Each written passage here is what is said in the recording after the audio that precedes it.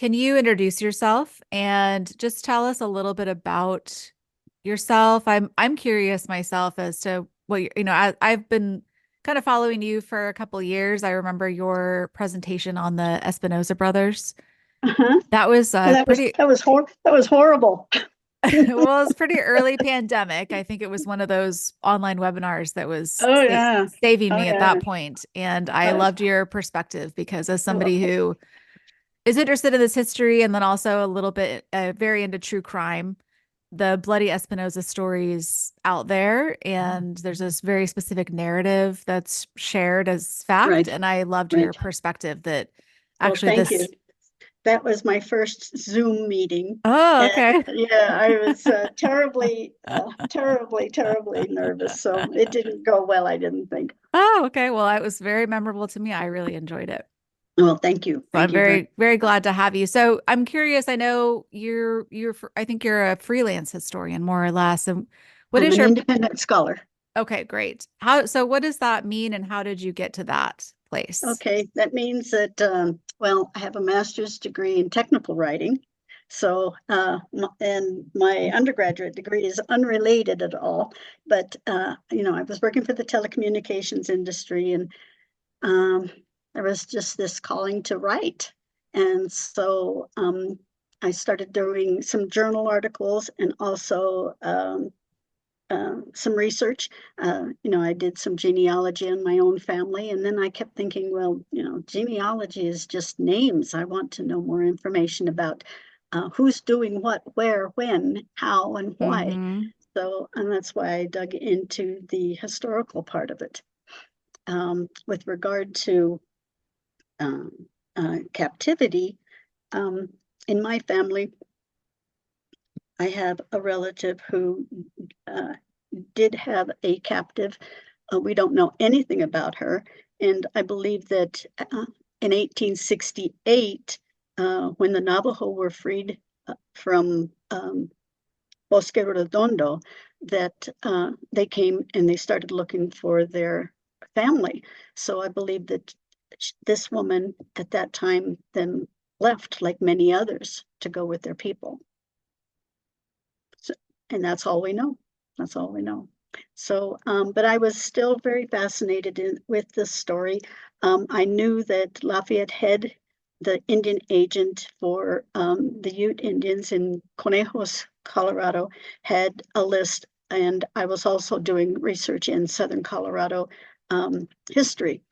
And so I took a look at his list, and I actually ended up writing an article for the book Nacion Genizaro, and not an article, excuse me, a chapter for that book. And I included the names that I found in addition to Lafayette Head's listing, his census list.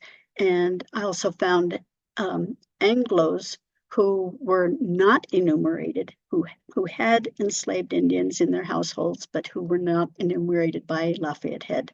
So it was very interesting. And my research has gone into Southern Colorado as well as Northern Colorado. And that led me to write the book Pleas and Petitions, Legal Pleas and Petitions. And in that one, that's the territorial history of Colorado, of the Hispanos in Southern Colorado who were absorbed from northern New Mexico when Colorado was created in 1861. And I think that's an important story to know because these people didn't go willingly.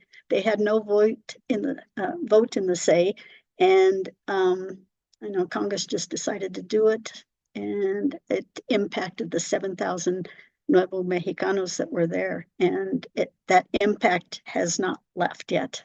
It's the people are still felt by that. Yes, and I think I was already before we even got started wanted to secure you for a second episode, and I think maybe that focus could be that Southern Colorado piece because I know three of my four lines ended up in Southern Colorado pretty early on, and so I'm really interested in that history because not everybody had ancestors who went up to those frontiers, but it's something Right, I'm really interested in. right. And you're right, it was a frontier. It was quite different than the Easterners who had come in to the territory, uh, what they saw. So It was quite different. We were trading with indigenous bands, and a lot of our people spoke Ute, and just the clothing that they wore in the frontier was buckskin and moccasins, and the buffalo trade, the buffalo hunts that existed. Just the whole realm. It's a very interesting piece of history that I don't think a lot of people really know about. Mm-hmm. So you just out of your own curiosity and interest in this and doing a lot of research and paired with your experience with technical writing has really launched this sort of new career that you've had as a historian. That's amazing. I love that. Yeah, yeah. Thank you. Yeah. I do find it very interesting. I wish that in college that I wish that courses were offered in Chicano Latin American studies or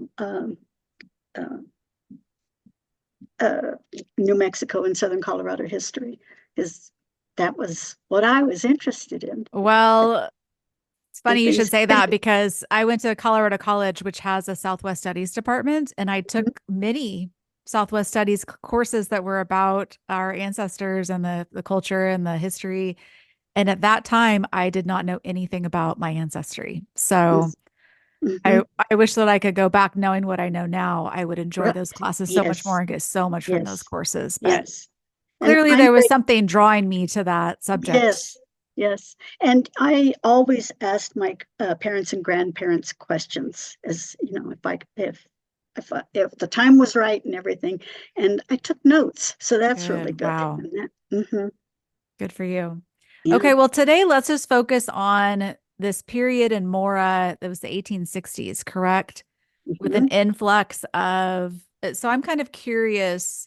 This was a specific influx of Native children who were adopted into for, I mean, you can go into what that entails, but how is this, that time period and place, was that a unique situation? How does that fit into sort of the larger tradition, if you want to call it that, or history of enslavement over hundreds of years? And Okay. and Well, what's unique about this specific like Mora 1860s? okay. Well, enslavement was as early as the Egyptians and as early as the Aztecs. So it just happened. Warring parties captured people and enslaved them. Mora County didn't become a county until 1860. Before that, it was part of Taos County, or part of the Taos area. So enslavement had been around for a long time. The Spanish enslaved uh, Indians and befriended Indians. In New Mexico, enslavement had been around for as early as 1598. So with the 1680 revolt, the Pueblo Indians did not like a lot of things that were happening, forced religion, enslavement in some cases. So they revolted. It brings us to Mora in Mora County by 1860. And there are records in the census. There are records in military records and church records that actually indicate that enslavement had occurred. In church records, you'll see that some of the enslaved were as early as babies. Some of them were as old as adults. And the names are quite different. Some will say criatura, so it's a creature. Some will say that they're Navajo or Indio de, or some type of thing. Now, Indio de means Indian of, and then it will list the owners as the padrinos, the godparents. So we have a record of what their new name is, because their indigenous names are long gone. By this Catholic baptism, you could really say that they were part of the new family. They had to experience these new smells in the home. They had to experience learning a new language and a new religion. And these things were very hard on the people, on these enslaved. Children typically learned from the other children in the household. And children learn fast, so they learned a new language, and subsequently they did forget their indigenous language. The church records, we have some marriages, we have some baptisms that actually state that hijo de la India de, or child of the Indian owned by so and so. And I can give you a couple of examples of those. But it is interesting. You wonder how many of these indigenous women were raped. We don't have a record of how many actually committed suicide because they were either mistreated or they just longed for their family members. You have to remember that they were captured during warfare or during these horrific raids that occurred. And during this period, when we're talking about Mora County, 1860, raids did occur, and they were sometimes in retaliation for raids that had occurred on either part, warring indigenous parties or just angry Hispanos who had lost some family members to raids or livestock. Or when you look at the records, were there more of these women and children who were coming and being adopted by families into the Mora Valley because we had a military presence that was Well, that's a good question. I haven't researched that.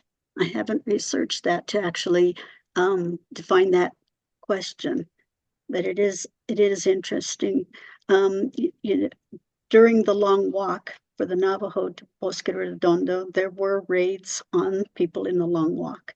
So we know that occurred. When some of those records don't actually record where they were found, where they were purchased, how much they were purchased for, who purchased them, how old they were when they were purchased, how long they were in captivity, or before they were purchased by a new owner. So we don't have those types of records. Lafayette Head got close with his enumeration of people in Conejos and Costilla counties in Colorado, but again, they don't answer some other key questions as far as who were they captured by, if it was warring parties, how long they had stayed in that captivity before they were purchased or traded or traded into Hispano families or into Anglo families. There were several Anglos who had enslaved, both in Mora County and in southern Colorado. Some of the names in Mora County of the Anglos were Theodore Whitten, who was a lawyer, Mr.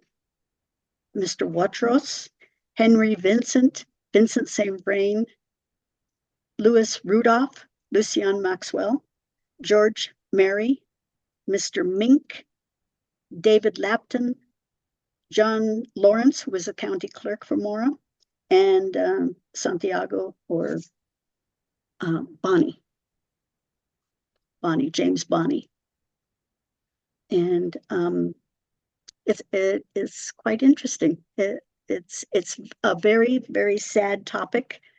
Some people are not willing to talk about their indigenous ancestor. And of course, enslavement was difficult. You had, the fact that you were taken during a raid, you may have seen your parents die, a bloody situation, and people were screaming, that's trauma, and it's trauma that could be passed down to their descendants if they talk about it, if they know about it. And some people don't know that they have indigenous ancestry. The trade routes are very interesting. I have found a trade route from an oral history for Colorado that goes into New Mexico and into the Hopi area. And then, you take a look at wills, and in some wills, you'll see that the owner has left property or the house to an indigenous servant. Now, again, I have not started that type of research for Mora County, but I have done that for Costilla and Conejos and Southern Colorado. And I hate to bring this up again, but that Colorado research is in the book Nacion Genizaro. So it would be nice to do something for Mora County to know a little bit more detail. But again, I have not started interviewing people. I know it's a very sensitive topic, and people have to be ready. With regard to treatment, there are oral histories that talk about, the mistreatment and the good treatment that they received. Mr. Sporleader, who was a historian for Huerfano County, Colorado, he had talked about the good treatment that these people had received. And that's not always the case. In some cases, these women had children out of wedlock. Some of them did marry their owners or their owners' children, sons. Some of them are recorded in wills, some are not. And again, in looking for oral histories for Mora County, I have not found any of indigenous persons in those types of oral histories. So I think it's going to be a little bit more difficult. And that is why I've not done anything more than just keep a record of who they are, what the census records say, what their baptisms or burial or marriage information has to add. Yeah. So when we were first in touch, I had a couple of possibilities in my family, and you were able to actually dispel some of them. I thought I had an ancestor that on Mora County around this time period, and you discovered it was a different man with the same name. But then my great-great-grandfather did marry one of these women who had been captured when she was baptized in 1861. She was 3 years old, identified as Navajo. And it sounds like there, from my understanding, the treatment could really vary from one end to the next. So anywhere from this is really like a slave or a servant in our home, and that's their role, all the way to accepting this person as a member of our family or as an adopted daughter. And now, yeah, and acculturation is not easy. If you don't want to be acculturated, you're going to fight acculturation, and that just means acculturating into the Spanish language, the Spanish food, Spanish heritage, Spanish religion, and boys were found, at least in my research for Southern Colorado, boys were found to resist a lot more, so they would have been punished harder. If they were bound to escape, they'd be tied up. So, this, again, it's not a very happy history. It's an ugly history to talk about. And that's why there's so much trauma around it. It seems, from what I can tell, following the life that I've been able to find out about Margarita Tafoya, she was, it seems, adopted as like a daughter into the family. In her baptismal record, it did say she was belonging to Don Felipe Tafoya. But then census records and other records reflect that she was considered, in some records it does say servant, but others, her daughter was listed as granddaughter of Don Felipe. And census records will state that the children of the enslaved were grandchildren, but we know they were not. They were extra help on the farm. Mm. And she was consistently identified, like in her marriage record to my great great grandfather, in the baptismal record for her daughter, she was consistently identified as India. I want to say she actually, in one of the records, she was identified as Apache, which I tend to uh, take the baptismal record as more accurate, that she was actually Navajo. But again, we don't know from the baptism or any military or civil records um, how long they were captured by one tribe or one nation, how long they were in a Hispanic household before they may have been even traded to another. So there's no, like, for my understanding, a lot of these children, women and children came through Fort Union before they were adopted out into families. There's no No, military records of any of those. again, I haven't searched that, but Mm. you have to remember that going out to hunt buffalo usually meant that you came back with some trade items, and Mm. trade items could be indigenous servants, Wow. indigenous enslaved persons. And So and so these were not just obtained from Fort Union. right. Okay, Yeah. these people were not. And was there sort of like going back, especially a little bit farther, the sort of dynamic was a back and forth, like there would be raids on tribal settlements, but then there'd be a raid on Hispanic. Like there was an Right, interchange of raiding. right. I used to have a guest stay at my They, house for my women's organization, and I actually had a woman stay at my house who was I live in Oklahoma. She was in Oklahoma because her ancestor was actually in a Hispano settlement and was subject of a taken in a raid to, I believe, an Apache. And so he ended up being raised by Apache in the tribe and ended up, believe, being buried at Fort Sill okay. over here in Oklahoma. And so she was on trying to find him. And it was interesting because it was sort of that opposite of what we've normally been heard of, is the opposite of when there'd be a Hispano raid on a native settlement and they would take women and children, but this was the subject of the opposite, when a tribe would raid a Hispano Yeah, settlement and take. right. Raid and retaliation. Just Mhm. raid and retaliation. Mhm. And was there, so another element that seems to be in my family is that my great great grandfather had three wives. His third wife, a lot of very talented, knowledgeable genealogists have tried to track her down and have been unable. So they have more or less made an educated guess that she was Mhm. enslaved at some point. Which, another example in that same area, he was a very prominent man. And another prominent man of the area that you've probably seen, Agapita Abeda, who was the sheriff of Mora Oh, County yeah. in the Mhm. 1880s. Mhm. His third wife she was native. Okay. And so I don't know if there's some kind of, I guess maybe when you have your earlier marriages, you're more um, concerned with status or Yes, a and good family, and then by the time you get your third wife, you just. well, and in some cases, the groom had an enslaved person as a gift to his new wife. Mm.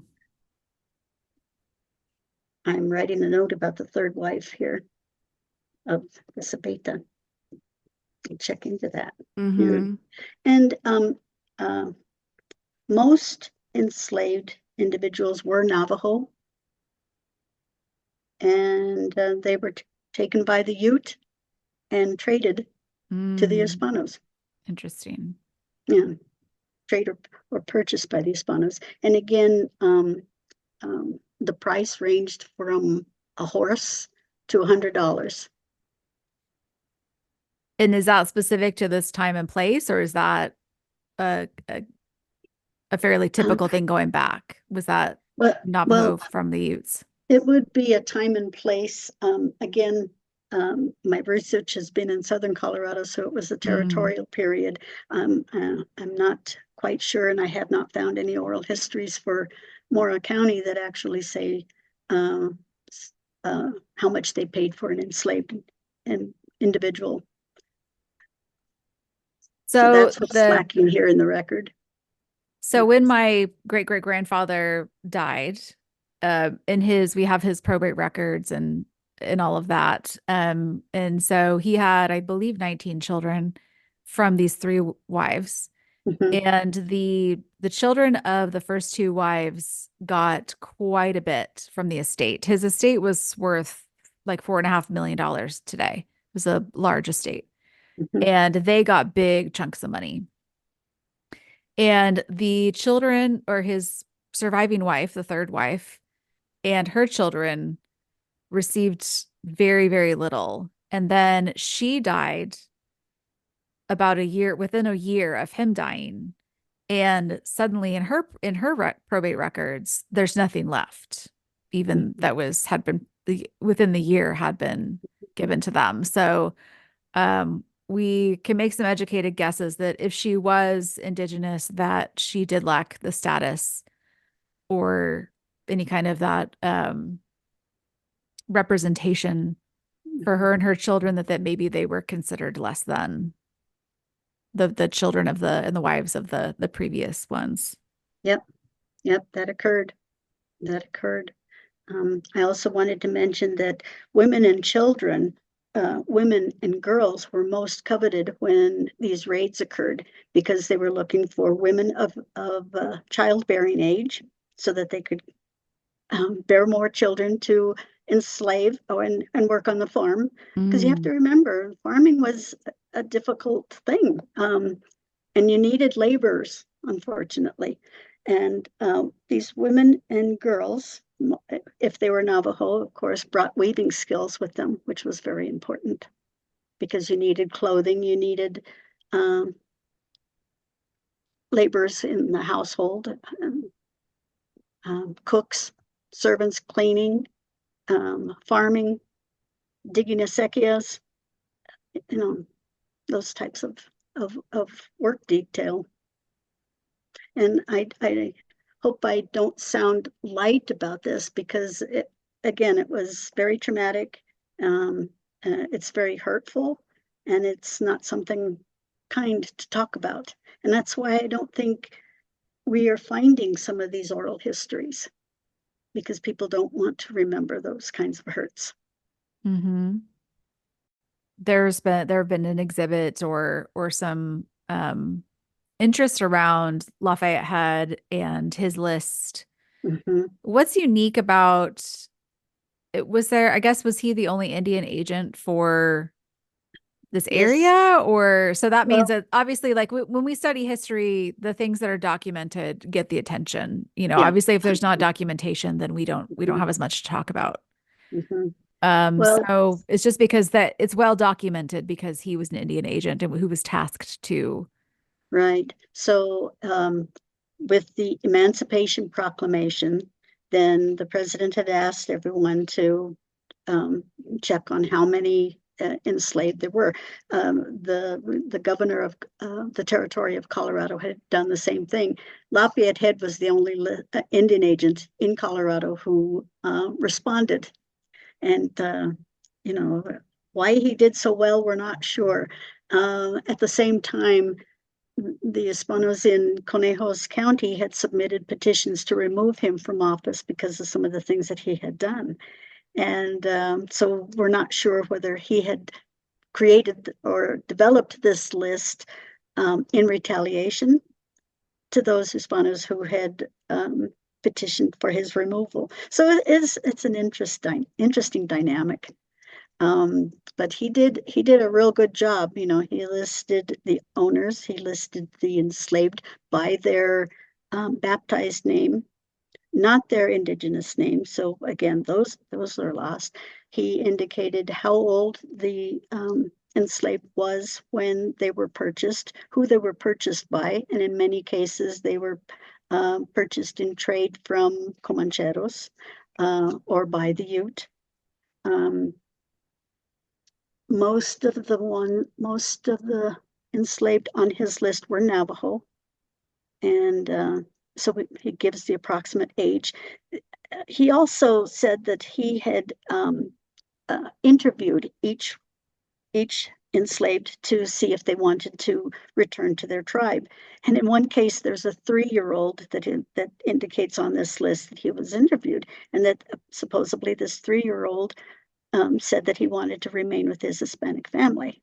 Now, I really question that, because a 3-year-old would not understand what it means to go back to your tribe, or what it means to really stay where you're at, and the hardships either way. So, lots of questions came out of that list, but it's a start. There have been some oral histories in southern Colorado that I did find that give information about their indigenous, but again, I have not found any in Mora County. And I'm researching Mora County more because my family was from Mora County, and Mora County, I should say. And my interest is in going back and researching where they were from, the churches that were there, the history, and that's my tribute to them. Love that.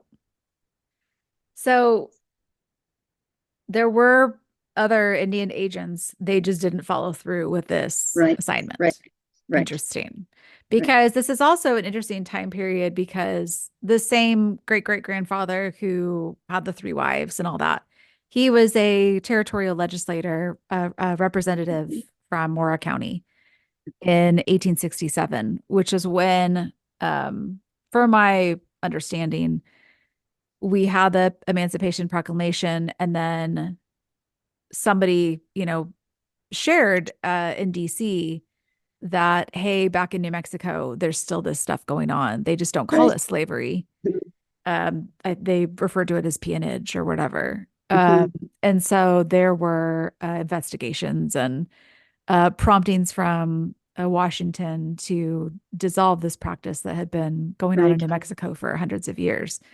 It's interesting to me, because I'm pretty sure that he was married to one at that time. But then also, this is happening in 1867, when you've just had this influx of women and children coming in through Fort Union to the Mora Valley and being accepted or adopted into these families. And then a few years later, we have a federal legislation that's coming down to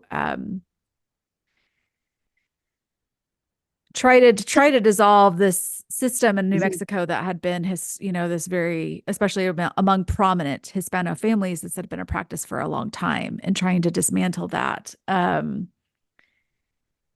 the practice had not just been in Mora County, right? And it had not been just in that period of time, right? So it's just so interesting to me to think about. I mean, looking at politically or wealthy big shots in this day and age, and how they're trying to skirt either legislation or regulations against them that are going to negatively affect their bottom line or their. Well, by 1868, there was a hearing in New Mexico and there's a list provided in the book Captives and Cousins by James Brooks. And overall, this names who was accused of holding Indians after this freed period. And bottom line, nothing happened to them. They were accused, and then it was just a practice that had continued for so long that it was kind of ingrained in, I think, the terms in the book, or it was so ingrained in that society. Wow. Yeah. Okay, so nothing actually came of that. No. Interesting. No.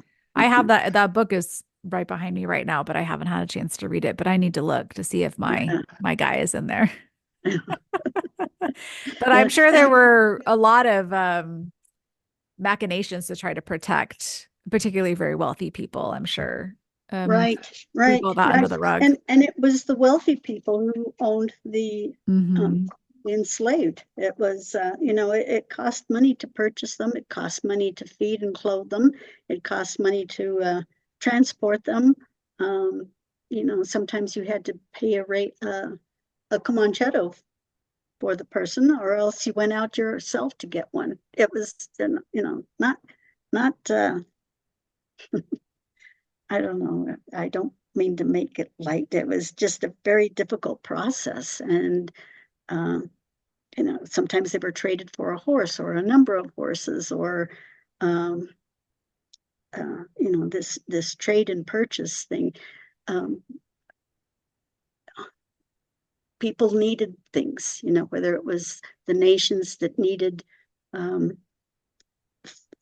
bread and horses and saddles and whatever, or whether it was farmers who needed laborers. Yeah, but again, uh, I don't have any real prices for um, uh, the purchase of indigenous persons in New Mexico for this period in Mora County, but um, you know, we know they paid in either produce, livestock, or in hard cash. And the richer ones, the owners were the ones who, of course, let's see, share this part with you. There was Jose Vicente Romero, okay, in 1850, the value of his real estate is $133. By 1860, he's in La Cueva in Mora County, and the value of his real estate is $3,000. The value of his personal estate is $20,000. Ooh, he's the one with the Yeah. mill. He started the mill in La Cueva, right? Yes. Yes. Yes. Uh-huh. Yeah. He's the one that had the corn contract with Fort Union. By 1870, his personal estate is valued at $24,000. Um, he was at one time he was a buffalo hunter and an Indian trader. Now his captive, who was either Candelario Galote or Caudalano Galote, was okay. Vicente Romero had traded for him,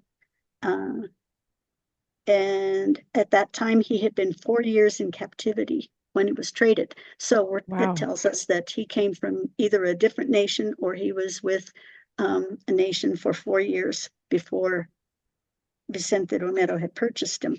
Okay, and then in James Brooks' book, he states that the boy was 12 years old when Vicente Romero had freed him. And that's interesting because usually indigenous enslaved don't get freed until they're of marrying age. And what would Vicente Romero have been able to do as far as obtain a living at age 12 on his own? Obtain a living on his own at age 12, So that's interesting. I'll have to ask James about that. Okay, here's an instance of Antonia de Jesus Valdez, who married Maria de la Luz, Maria de Jesus Lucero. Now they're out of Agua Negra, and they have a Navajo by the name of Maria Guadalupe Valdez. She was born about 1840. So she becomes a domestic in their household by 1870. And she has 6 children, and we don't know the father. So, this poor woman, she couldn't leave. What was she going to do on her own if she did leave? And what is she going to do to help her children survive if she packed them up and left? Because an owner would have paid so much for them or had so much invested in them they would go out and they would look for them, search for them. Mm. Then there's Maria del Carmel Gonzales, who is owned by Jose Romualdo Gonzales. Okay, she had 4 sons that were owned by Gonzales and his wife, Felipa Lalanda. I feel like I'm still trying to grasp sort of the concept of Genizaro, which from my understanding is, or specifically the Genizaro communities that were settled like Abacu or were because you had a group of, they had been enslaved probably as children and then reached a point where they were freed, either when they Well, were like a later, like a when they became adults or at some point they weren't useful anymore. And then they were too acculturated at that point to go back to their tribes. Their tribes, either they wouldn't have known what to do or they'd already been Hispanicized or whatever. And so they were sort of like didn't have anywhere else to go. And so they were put together in these communities. Is that a correct interpretation? oh, let me just add to that a little bit, or maybe a slight correction. Genizaro is actually from the term janissary, or which means in the service of. And the Spanish government had a group of enslaved men who would serve as a military force, as a buffer to keep outsiders from coming in, or for protection.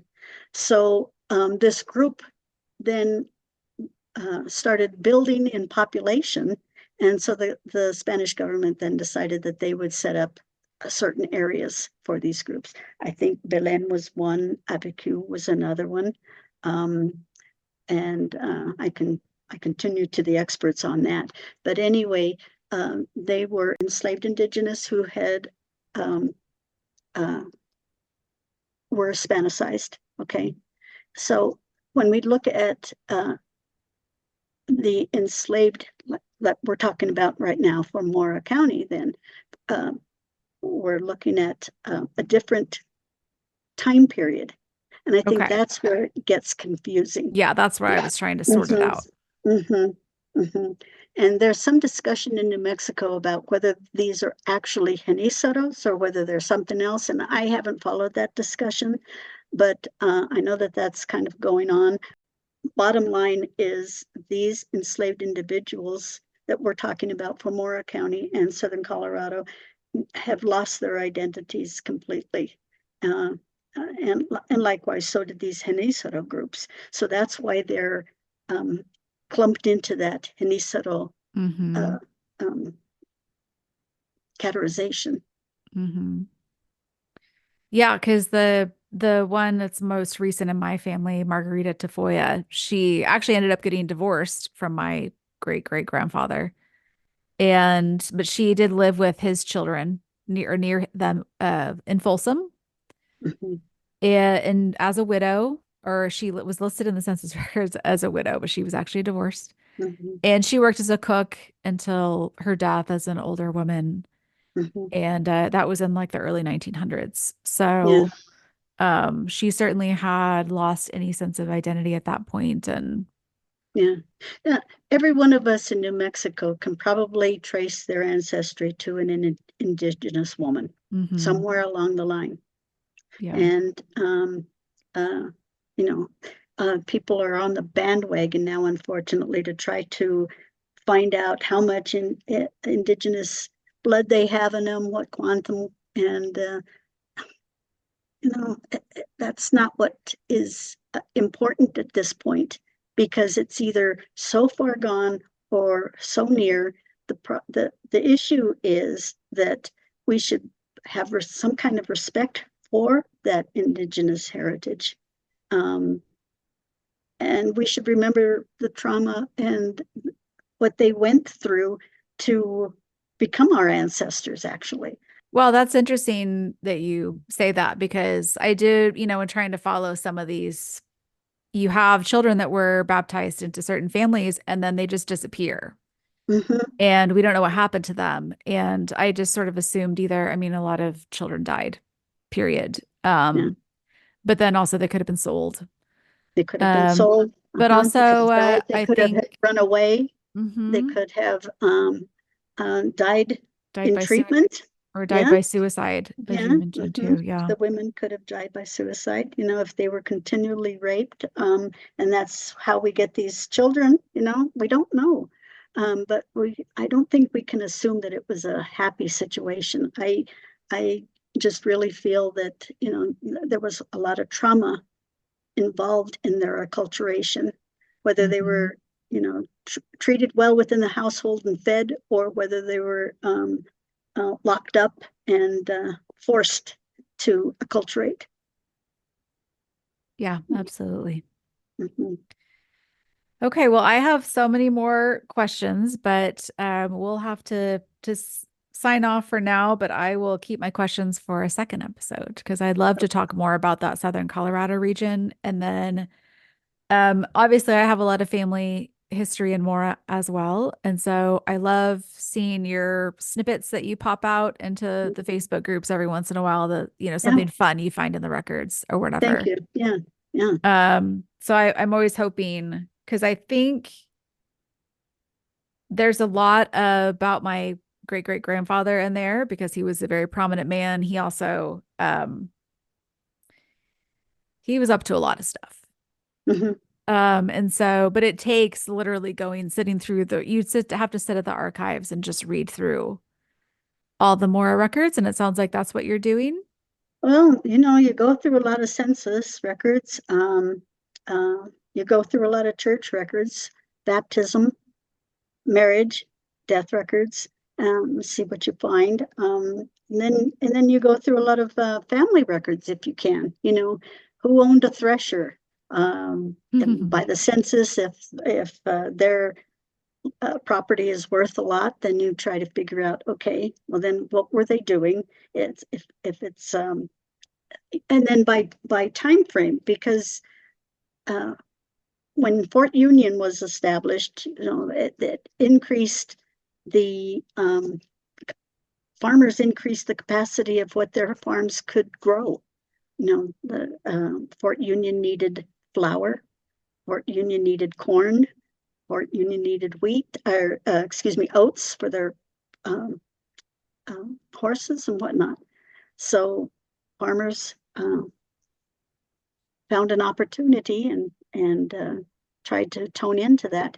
But the unfortunate thing is that Fort Union created this contract system, so only certain people got contracts, and the contract agent then was the one who was really the moneymaker. So the farmers didn't make out as well, but the larger the farm, obviously, the more that they made out. But still, it's um, not a happy story. Yeah, very complicated. All of these stories and histories are very complicated. And I look forward to more conversations. Okay, and I recommend the book Captives and Cousins by James Brooks. I also recommend the book Nacion, and it talks about some DNA work that has been done. Where can people find you if they want Me to find personally? if they want to find your work or follow what you've been up to? Do you have a website or? No, I don't. But I am a Facebook member of the group. I have roots in New Mexico, in Mora, New Mexico, and they can also reach me by email. I'd love to hear from people. Do you want me to say that? You can shoot it to me by email and I'll put it in the show notes. Okay. All right. And then people can get pleas and petitions at their independent bookstore or Amazon or Yes. bookshop. Yes. Okay. Mm-hmm. We'll put a link to that too. An e-version of Pleas and Petitions is available from the University of Colorado Press, the publisher. Oh, cool. And Nacion is published by the University of New Mexico Press, and its editors are Moises Gonzales and Dr. Enrique Lamadrid. I think it's a fabulous book. So I would check out those two books. Okay. All right, great. Well, to be continued. Thank you so much. Okay, thank you. Bye. Thanks for listening to Luminaria. You can reach me at luminariapod@gmail.com. Our intro and outro music is of Varsoviana, performed by Nieves Anaya and his daughter Ernestina Anaya at Arroyo Hondo, New Mexico in 1940. It's part of the Juan Bautista Rael collection at the Library of Congress.